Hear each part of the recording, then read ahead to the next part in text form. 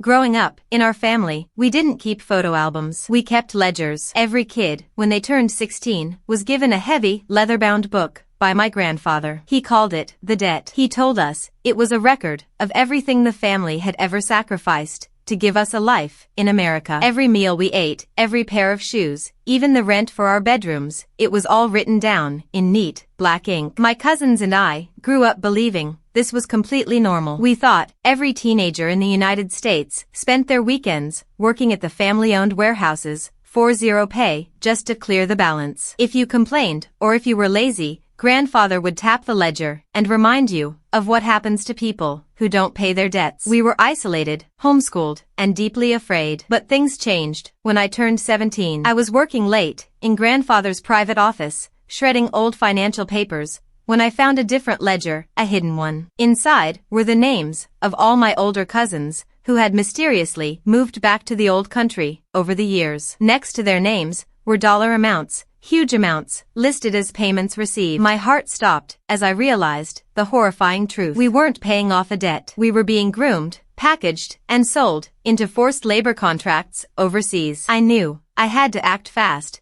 before my name was next on the ledger. That night, using an old burner phone, I left a tip for the federal authorities. I used the exact, specific words I had seen on a public library poster weeks prior, words like trafficking and coercion. The next morning, at breakfast, the front door was kicked open. Federal agents swarmed the house. Grandfather looked at me, his eyes burning with pure fury, as the handcuffs clicked into place. I was finally free, but the look in his eyes tells me this debt is far from settled.